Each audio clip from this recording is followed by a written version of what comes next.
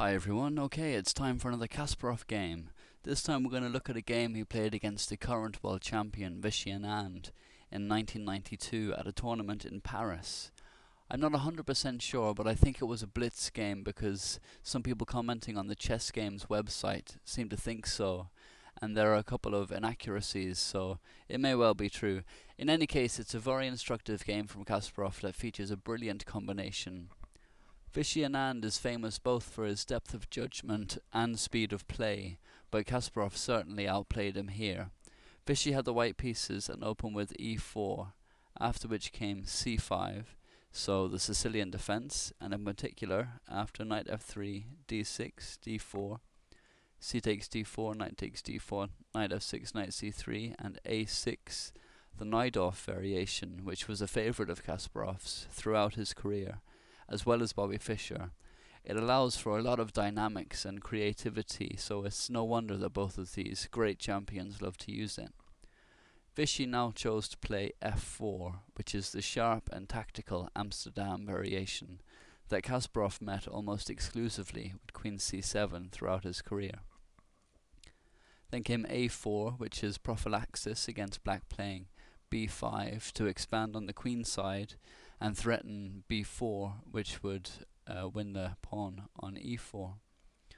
So g6, which is preparing to fianchetto, and now it's clear that the game will become very sharp. So bishop d3, bishop g7, and knight f3, just removing the knight from the firing line of the bishop on g7.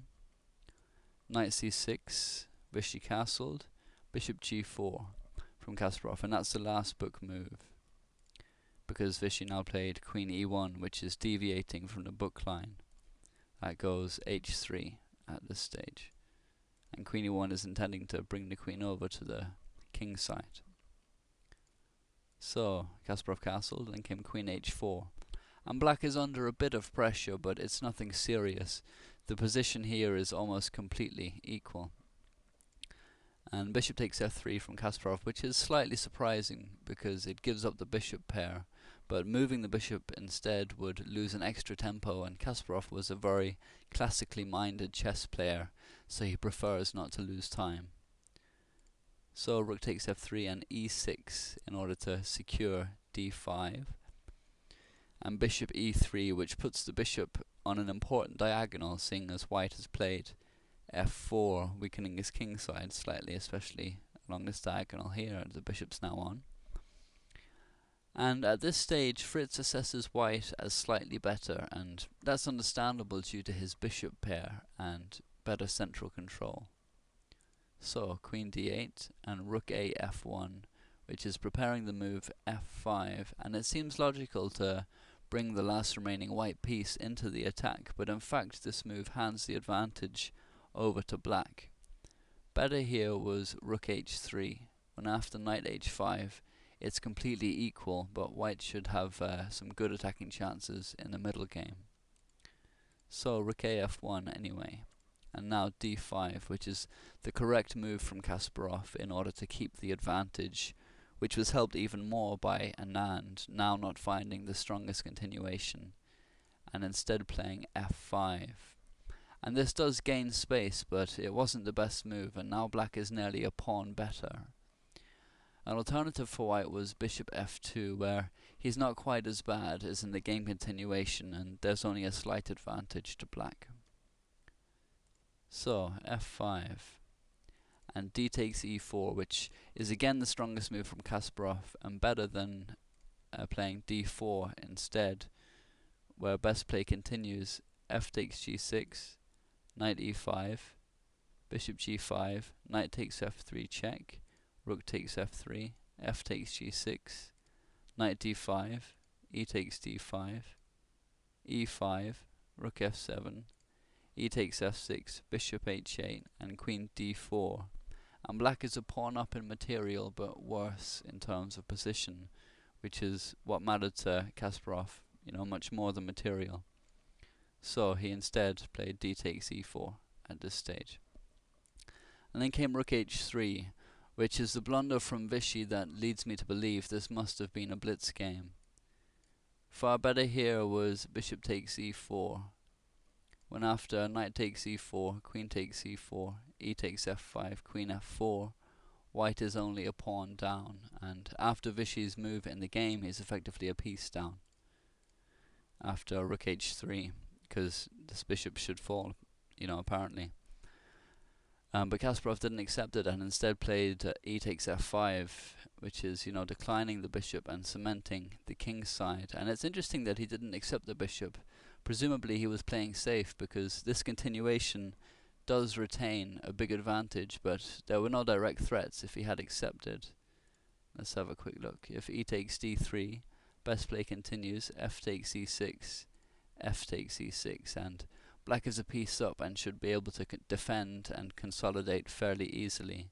If rook takes f6, then rook takes f6, queen takes h7 check, king f7, and black is safe. So, e takes f5, anyway. And now bishop takes e4, and Vishy seems to have something against, this bishop. He apparently doesn't want it on the board.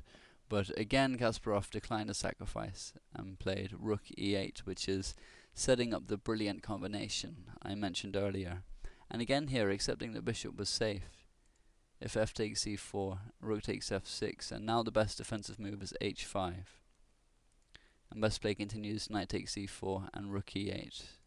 And not bishop takes f6, because now will come knight takes f6 check, king h8, queen g5, queen d1 check, king f2, and suddenly white is winning. So, rook e8, rook takes f7, knight e5. And here black is only slightly better, which perhaps explains why Kasparov didn't accept the sacrifice. Maybe he was expecting the continuation that Vishy played, which was, after he played rook e8, bishop takes f5, offering the bishop a third time. So Kasparov finally took in, which e takes f5, and after rook takes f5 came the game-winning combination. If you want to try and spot it, then stop the video now. Okay, the move that Kasparov played was rook takes e3, which ensures him the advantage in every continuation. After rook takes e3, the material is equal, but black has the initiative, and his positional trumps give him an overall advantage in the game.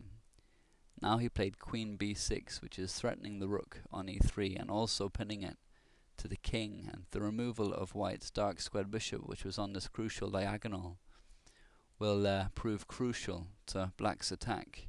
And now black has a significant advantage, and to make matters worse, Vishy now blundered with queen f2.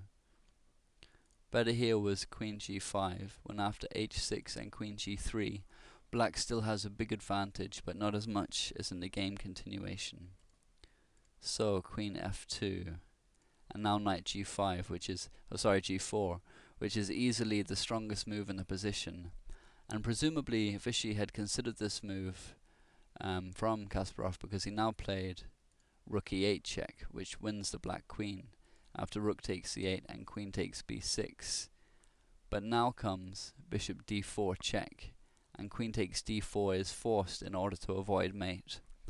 And here is a very important move from black, which is the only one that keeps the advantage, rook e1 check.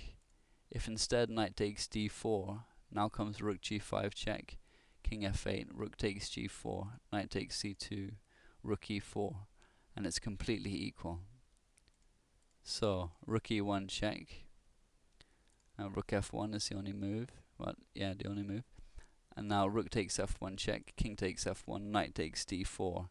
Finally the queen is taken, and black has a knight for a pawn and an easily won endgame.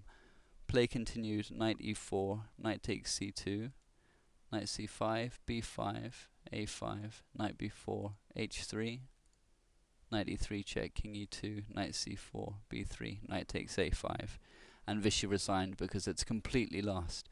So, a great game from Kasparov. I'll replay it with the threatened squares highlighted just so you can see it from start to finish.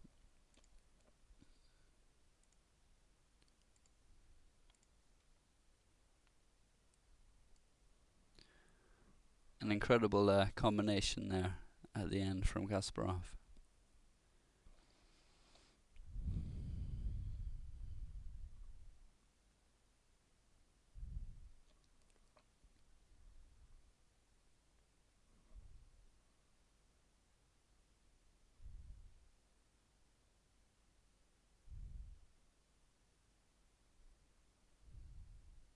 And there's a crucial blunder from Vishy.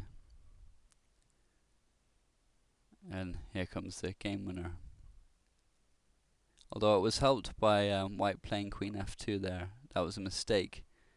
Presumably he hadn't seen this continuation, or probably he didn't see the rook e1 continuation and thought that the rook g4 and gaining equality was what would happen, you know.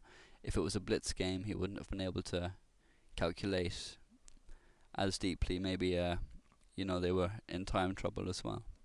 But that's it anyway. So I hope you enjoyed that. Please leave any comments or thoughts. Thanks very much.